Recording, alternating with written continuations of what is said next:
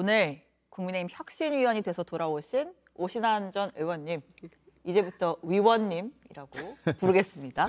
그리고 얼마나 잘할지 좀 벼르고 계시는 듯한 우리 김유정 전 의원도 나와 계시고요. 오늘 뭐 두 분이 주거니 받거니 여야의 변화의 바람에 대해서 좀 평가를 해주시면 좋겠습니다. 자, 첫 번째 주제, 그래서 이렇게 잡아봤습니다. 자, 방금 우리 오 위원님께서 혁신위 첫 회의를 마치고 오신 걸로 알고 있습니다. 오늘이 첫 번째 회의였는데, 자, 인유한 위원장이 어떤 이야기 했는지 들어보고 이어가겠습니다. 우리의 혁신 철학은 희생과 통합과 다양성입니다.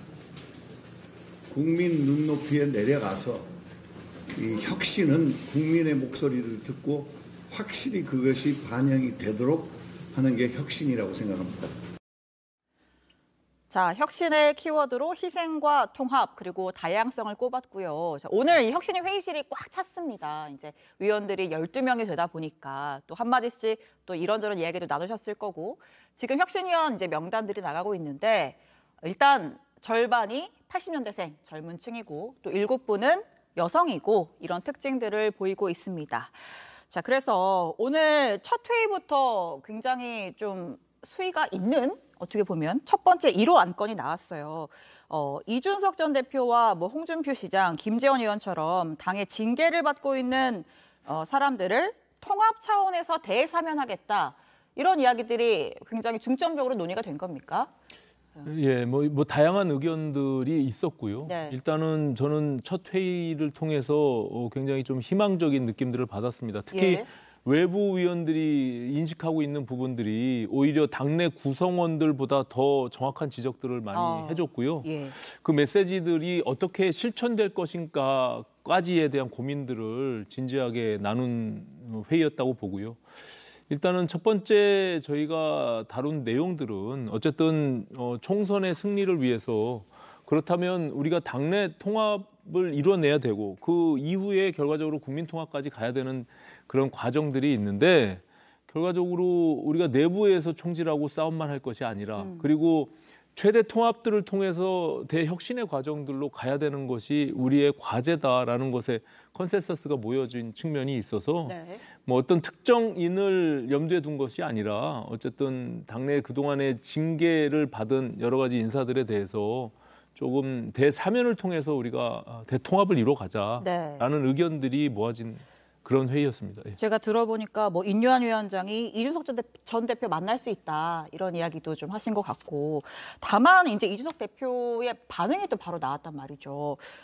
이제 본인에 대한 대사면이 논의되는 데 대해서 아량을 베풀듯이 접근하는 것은 사태를 악화시킨다. 당의 반성이 먼저다, 이렇게 또 얘기를 했단 말이죠. 이준석 대표가 계속 본인의 이야기를 해온 것인데요. 예.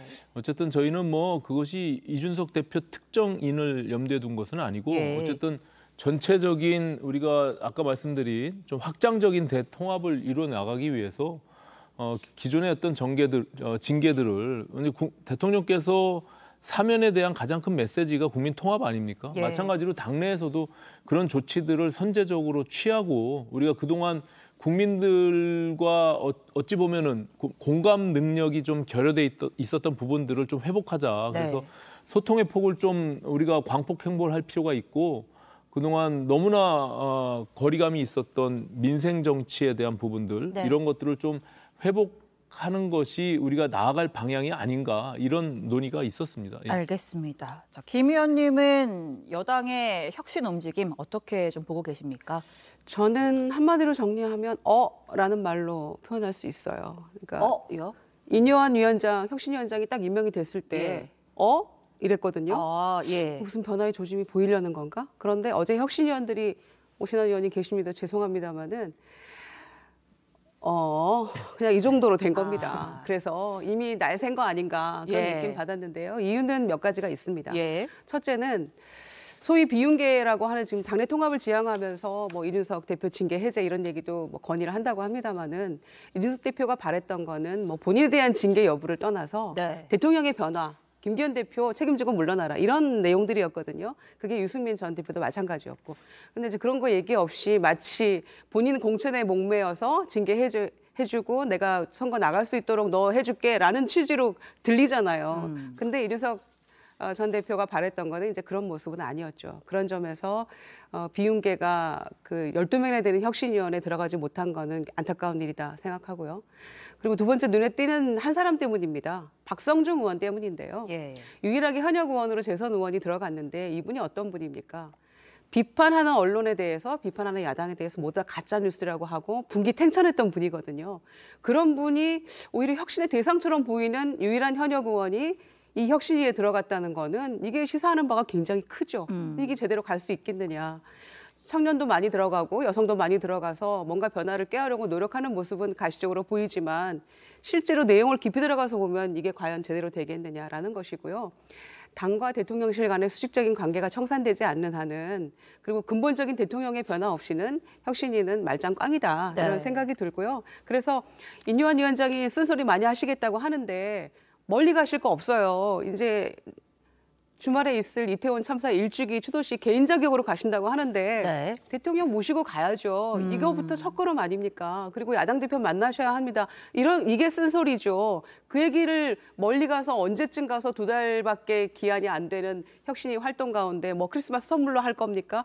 그러지 말고 지금 당장 할 수 있는 일들을 밀어놓고 무슨 혁신을 하겠다는 것인지 모르겠어요. 오늘 네. 이제 첫 모임을 시작한 것이고요. 모든 결론을 우리가 정해놓고 갈 생각은 전혀 없습니다. 그 인요한 위원장도 마찬가지고 지금 말씀하신 대로 일단은 당내의 혁신 기구이기 때문에 당이 먼저 어떻게 선제적으로 변할 것인지 네. 그리고 무엇을 바꿀 것인지 이런 부분들에 대한 논의를 통해서 지금 김주정 의원님 우려하시는 부분들 하여튼 뭐 저희가 귀담아 듣고 앞으로 어떻게 그것이 결과적으로는 뭐 민주당도 그렇고 국민의힘도 그렇고 과거에 다 혁신위를 경험해 봤거든요. 근데 그것이 어떤 권한 없는 혁신위에 대한 내부 갈등만 조장하는 그런 혁신위는 성과도 없이 그냥 분란만 일으키는 혁신위로 끝나게 되거든요. 그래서 네. 저희가 그런 부분들을 좀 알고 있는 내부 구성원들, 그러니까 정당 내에 있는 구성원들, 이분들은 혁신의 대상이기도 하지만 또 혁신의 주체가 될 수도 있는 거예요. 그래서 그것을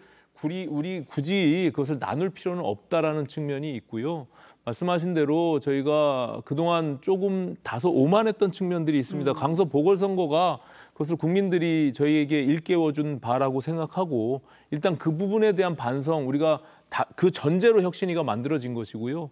그것을 우리가 과거로 회귀하지 않고 미래를 향해서 아까 말씀드린 대로 결국에는 당청 관계도 저희가 바른 길로 가기 위해서 최선의 노력을 다 하겠습니다. 예. 제가 그냥 단도직입적으로 하나만 여쭐 것이 총선 관련 룰 논의도 혁신위에서 할 수 있는 겁니다. 네네. 왜냐하면 또 의원님처럼 출마를 또 앞두고 계신 분들도 있는데. 근데 이제 그 부분에 대한 지적들을 많이 하시는데 저는 좀 생각이 다른 게요. 플레이어로서 그 부분에 대한 내용들을 누구보다 잘 알고 있고 예. 그것이 어떤 특정인과의 어떤 경쟁 구도 속에서 유불리를 따지면서 룰을 만드는 것은 우리의 몫이 아닙니다. 우리는 큰 틀에서의 방향 그리고 혁신 공천이 국민들의 눈높이에 맞게 어떻게 이루어져야 되는지 그런 어떤 아젠다 세팅과 관련된 부분들을 우리가 논의하는 것이지. 그래도 오 전 의원님한테 조금 더 유리한 방향이라는 의심을 살 수도 있지 않습니까?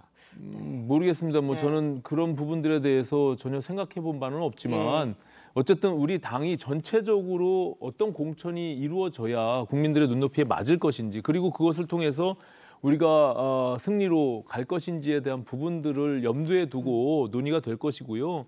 그것이 어떤 한 개인의 주장으로 우리가 지금 이루어지지 않습니다. 오늘 인요한 위원장님의 의견도 묵살된 바도 있고 또 그리고 정치권에 있었던 저 포함한 김경진 의원이 단독으로 반대했던 것도 묵살되고 우리가 다수가 총의를 모아서 메시지를 낸 것이거든요. 혹시 그렇기 때문에 어떤 얘기가 있을지 이제 우리가 여쭤봐도 이제 내부에서의 구성 논의 과정은 뭐 공개하기가 좀 어렵고 최종적으로 결론이 내면 그것을 모두가 따라가는 네. 그런 형태로 우리가 회의가 진행됐습니다. 예. 그럼 결과적으로 발표가 된 뭐 대사면에 대한 거는 공감대는 이루어진 것이다라고 그렇죠. 보여지는 예, 것이죠. 최종적으로는 모든 것들이 다 동의가 됐고 그 속에서 메시지가 바깥으로 나간 것입니다. 알겠습니다. 근데 이제 중요한 거는 이제 인적 구성원이 다양하고 외부에서 오신 분들이 오히려 이제 다양한 시각을 보여주셨다 얘기했는데요. 다양한 의견 나올 수 있겠죠. 그리고 제 3자적 입장에서 바라봤을 때 정확한 지적이 나올 수도 있어요. 근데 문제는 이런 안들이 없었던 게 아니잖아요. 당 대표가 강력한 리더십을 가지고 내가 어떤 불이익이 오더라도 이거를 반드시 관철시키겠다라는 대표의 그 의지와 실제로 능력이 있어야 되는 건데 네. 정권을 주겠다고 했는데 바로 당장 나오는 얘기가 정권도 없는 당대표가 무슨 정권을 주느냐 이렇게 나오잖아요. 그리고 이진복 정무수석이 와서 대통령실은 공천이나 당무에 개입할 의사가 없다. 난 들고 와서 얘기했는데 그것도 이례적인 모습이긴 합니다만은 여태까지 그렇게 개입해 왔는데 이제 와서 그거 아니라고 하면 누가 믿겠어요. 그리고 혁신위원 구성의 면면들을 봐도 불신할 수밖에 없는 것이라서 대통령이 48.5%로 당선이 됐는데 지금의 지지율을 보면 그 차이가 이준석 신당의 지지율 정도 엊그제 했던 거 그 정도 되더라고요. 그러니까 대통령이 변하지 않는 한 이런 노력들은 다 너무 공허한 메시지밖에 안 된다. 이게 이제 생각합니다. 과거의 네. 자꾸 모습들을 보고 계속 미래를 비판하고 계신데요. 그런 어떤 과거에 부족했던 부분들을 성찰하기 위해서 저희가 혁신위를 출범시킨 거예요. 그래서 네. 앞으로 좀 지켜봐 주셨으면 좋겠고 그것이 말씀하신 대로 최종적으로 당의 지도부가 과연 그것을 수용하고 그것을 이뤄 나갈 수 있는 실천 의지가 있느냐 부분들이 저희들도 큰 과제라고 생각합니다. 그래서 혁신위가 그냥 말로만 끝나는 혁신위가 아니라 성과를 낼 수 있는 혁신위로 만들기 위해서 최선의 노력을 다할 것이고요. 좀 지켜봐 주셨으면 고맙겠습니다. 알겠습니다. 또 우리 훌륭한 오신환 전 의원님이 네, 활동을 기대해 보겠습니다. 하시기 때문에 어떤 혁신이 국민의힘 변화에 바람이 불 수 있을지 좀 지켜보도록 하고요.